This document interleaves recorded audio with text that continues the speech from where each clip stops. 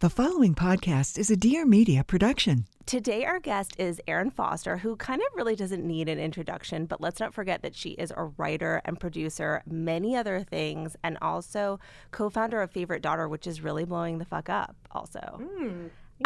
Thank you so much for being here. Thanks for having me. I'm so excited to be here. One of the reasons I think that you are so beloved on the internet, aside from just being really funny, is that you're such not a gatekeeper. Like, if something really works for you, you want to share it with the world.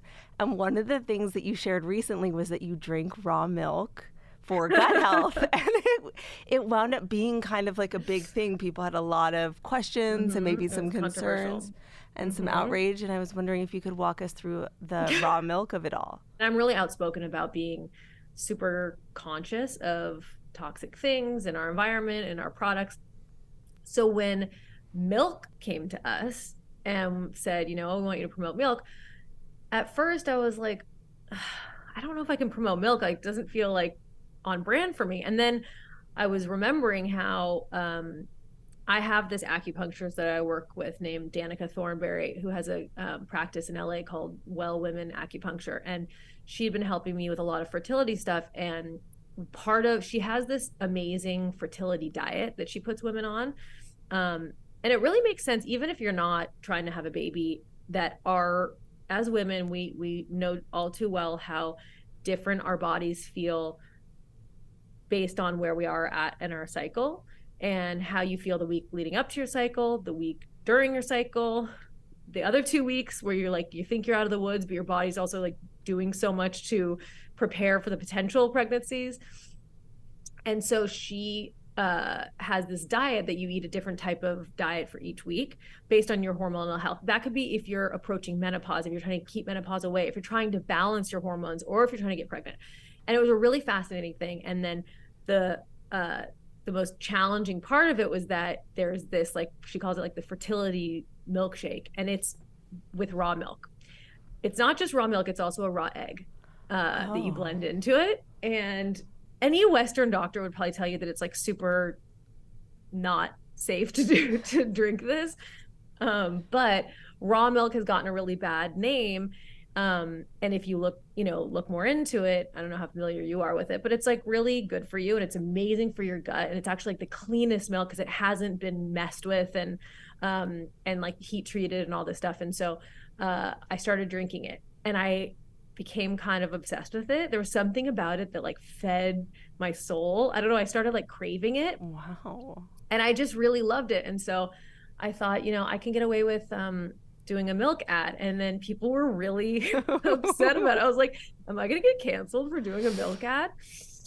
So people kept saying, I know for a fact you don't drink milk. And I was like, how would you know for a fact that I don't drink milk? Are you in my kitchen in the morning? Like, why would you know that? You're like, for a fact, I do. Yeah, for a fact they know. But I do. It's not like I'm drinking raw milk, with my coffee in the morning. But it's become something that I like put into my rotation. And a girlfriend of mine that I won't blow up her spot, but she's been dealing with parasites and like can't get rid of them.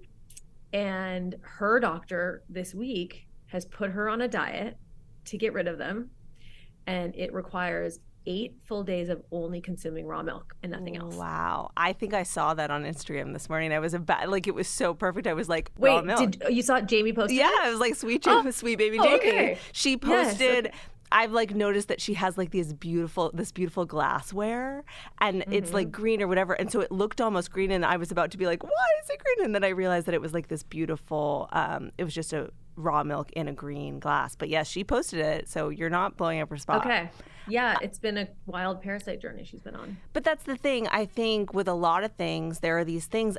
For you felt better. And there are some things that, that might not work well for someone else, but there's real science behind that, which is why it's a thing. And then in some cases, it's like an old, kind of centuries old thing. But I believe in those things too. And it really depends on the person. Well, for you as like a health and dietary expert, what do you think of raw milk? I think that it kind of depends. Like, there's definitely there's definitely a world in which it could help with the biome, because there's the lactoferrin, and it really does make sense to me. But then at the same time, with someone who has like a true milk allergy, it could be inflammatory. That makes sense. So there was this billboard like over the summer that read, "Hot girls have IBS," which I see sometimes, and I thought about you, but it is kind of a thing, and I know you've struggled with gut health, and I was wondering if you relate.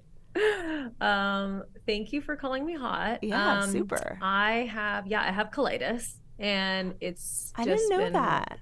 Yeah, it sucks for sure. I mean, autoimmune stuff is so frustrating, as I'm sure you're really familiar with and what you do, because we just don't understand it enough, and Western medicine really doesn't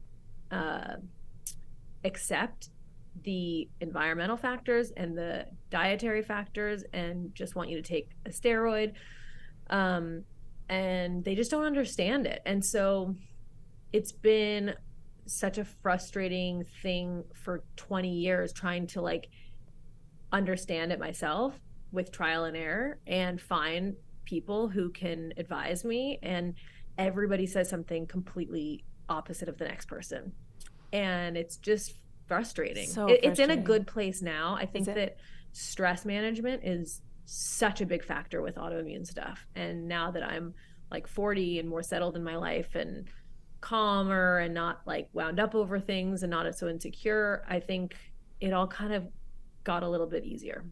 Oh, I love that so much. And it really is like a journey, and you really do have to figure out, like the milk thing, what works specifically for you, because again, you do go to these Western doctors, and I'm based very much in that type of science, but a lot of times you can feel something in your gut, you can feel something in your bones, and before it's like accepted by the Western community, you wind up feeling like, but it is still a thing, you guys.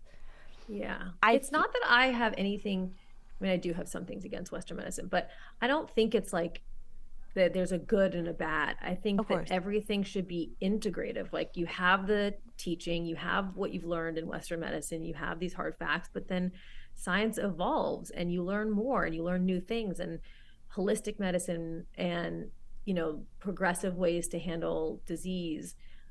They're learning new things all the time. And it just feels like people in the Western world, they do not want to accept that there could be a way to handle this with food and supplements or lifestyle.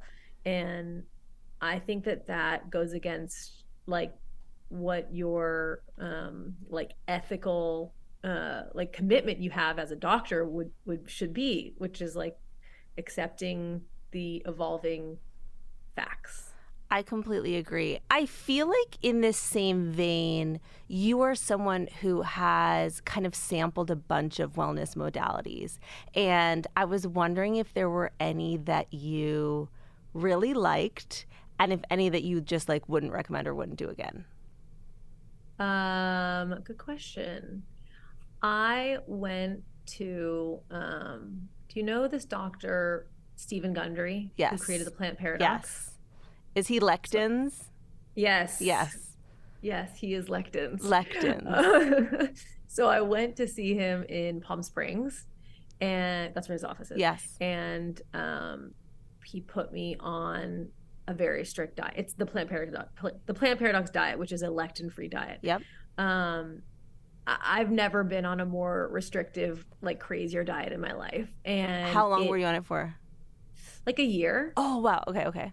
Yeah. And it just took over my life in a way that, like, if I showed you a photo of what I looked like at the time, I looked so sickly because I was so skinny, because I just couldn't, like, I was not getting enough food because I was so scared to eat the wrong thing, that I was that person at restaurants ordering like fish, you know, like without anything on it, and like vegetables. It was like every oil was a problem. Every like certain vegetables were problems. Like the way things were processed were problems. And not that I was eating anything processed, but you know what I mean? Like, yeah.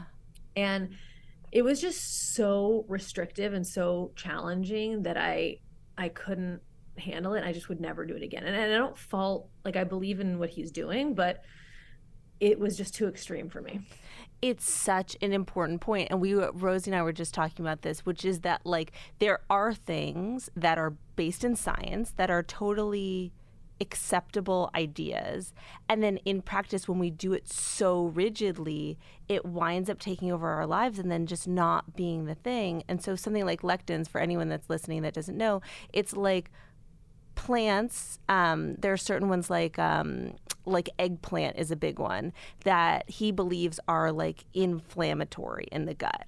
And the reality is, I think, yeah, if you're going through like maybe say you were going through like a crazy autoimmune flare, I could see acutely limiting stuff like that, anything that might be inflammatory. But truth is, if like we're going to live on Earth here, there's a bunch of things that are inflammatory. Yeah. So I think like to let it kind of, to do it dogmatically for a year, I think it's so important for just to talk about, because it's like, yeah, in something in theory and then in practice that doesn't work. And then it winds up being so rigid, you probably go off the deep end on some level. Yeah.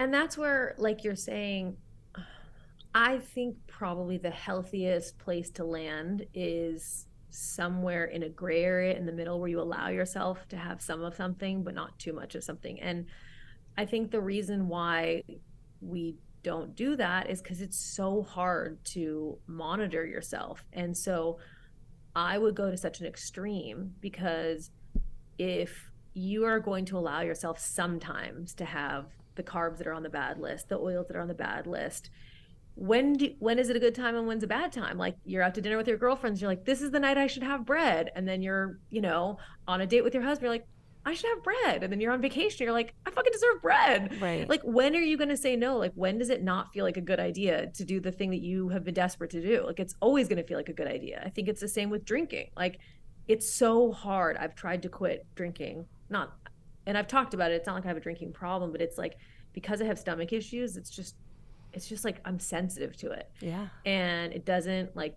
feel great. And I kind of like can't tell which way it's going to go. Am I going to feel like really inflamed? And like I can't even eat dinner when I have a glass of wine because I feel so bloated and like so full. Or is it going to be like the best buzz of my life and I just like laugh with my girlfriends and I wake up and work out and I'm fine? And so I get to a place where I feel like I have to be all or nothing. And I really think the goal for any of these things is to just, I don't know, learn how to like play in the middle a little bit and not be so extreme. I completely agree. And we talk about it all the time, which is like, it's not, the way I think about it is like, we have these long-term goals. We want to like feel and look for most of us our best 3 months, 6 months, a year from now.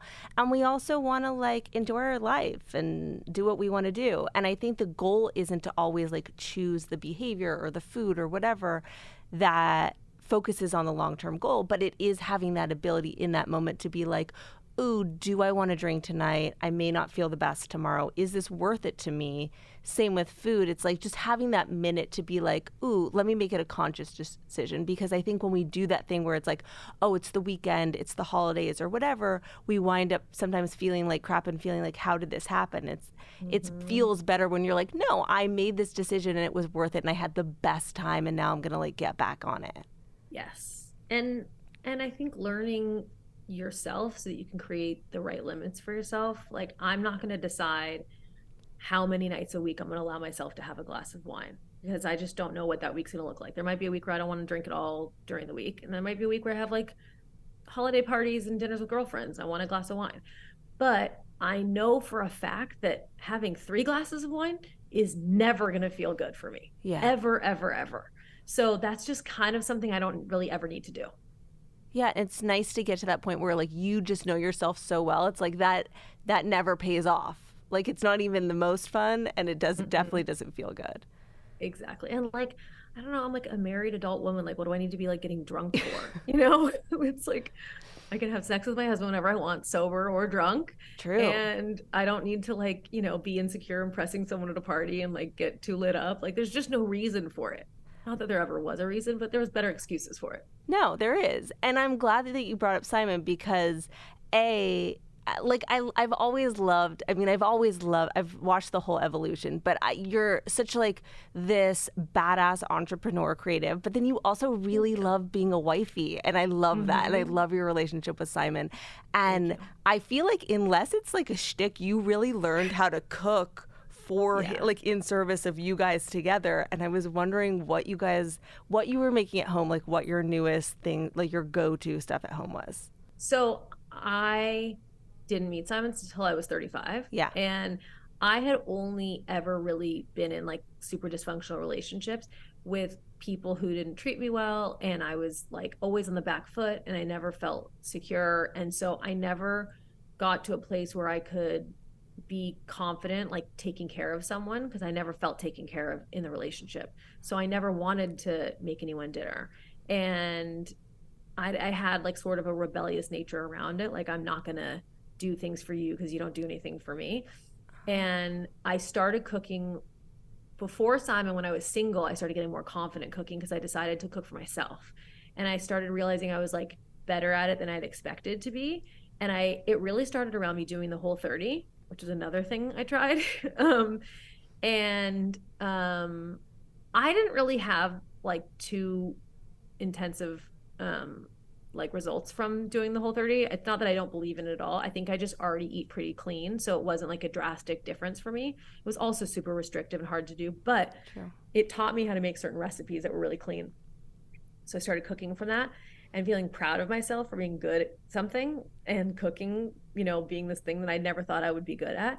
And so then when I met Simon and he was so like kind and patient and like appreciative, it made me less scared to make a mistake. And like, I had dated people who would like, you know, I don't know, shame me for not knowing how to do something right. Or I'd be like nervous to mess up a meal because they would like judge me. And so I think being in a relationship where I felt really safe to make a mistake or try something new just gave me that confidence to like cook for another person.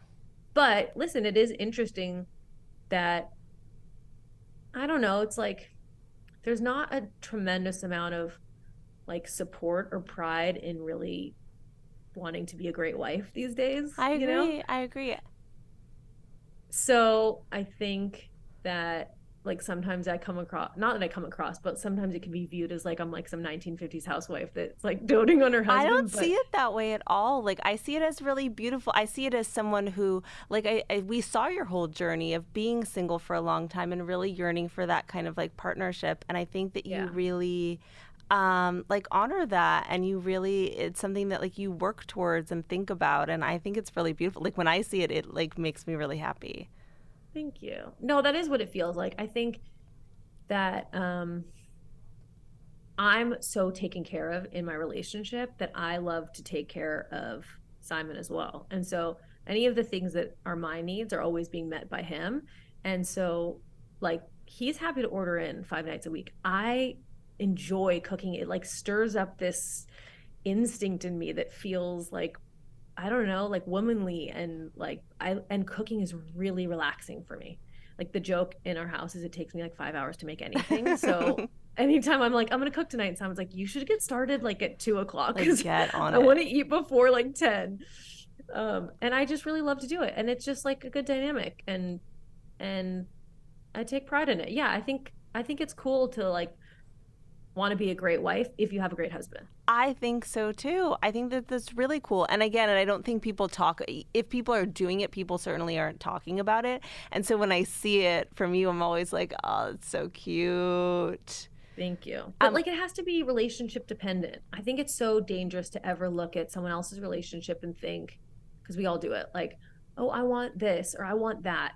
Because everybody really wants something totally different than the next person. And so what I have really, really works well for me, and it works really well for Simon.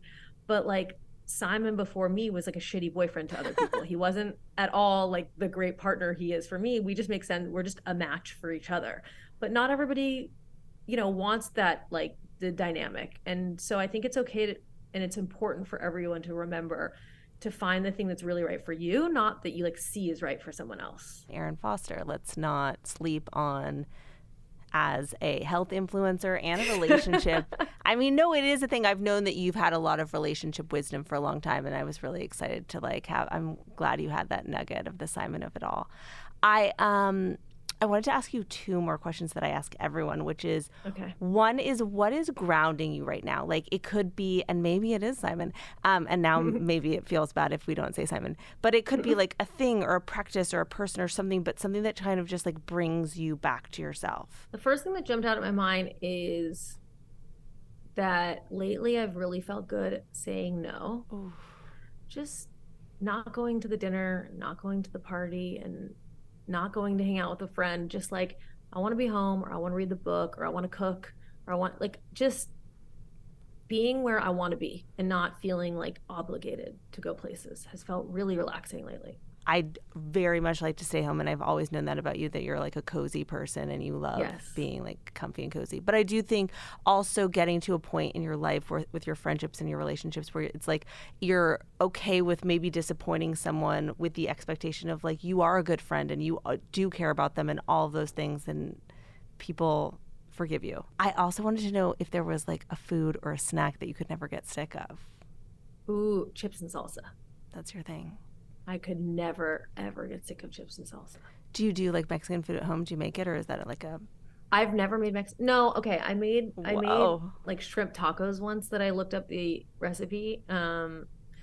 And I think they were actually pretty good, like cilantro shrimp tacos, but I've only made them once. I don't make Mexican food at home. I would love to learn how to make good Mexican food. Do you make good Mexican food? So I don't want to say that I make amazing Mexican food, but I do chicken in my Instant Pot with like salsa, and it gets like really shredded, beautiful. Whoa. I will show you how to do it.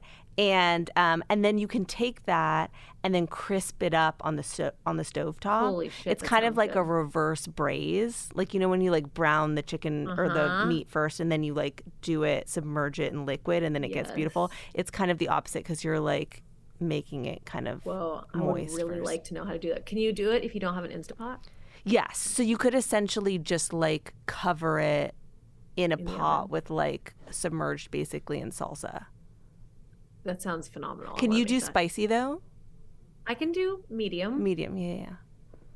I like a medium salsa. What's your snack you can't live without? I'm like a big peanut butter person, like a crunchy peanut butter. I know lectins. I know Stephen Gundry isn't a big fan of peanut butter. To me, I call it like my sorority girl special. I've been doing it forever. Like, to me, like having like cut up carrots with dipped in crunchy peanut butter, to me is like, if I like had a rider anywhere, like that would be on it. Like, to me, that's just like home. It's comfy. It's cozy. It's like a little trashy, and I don't care. Yes. Well, it's not trashy if it's like good quality peanut butter. Yes, that's true. Erin, thank you so much for doing this. This was really, Thanks really, for really having fun. Me.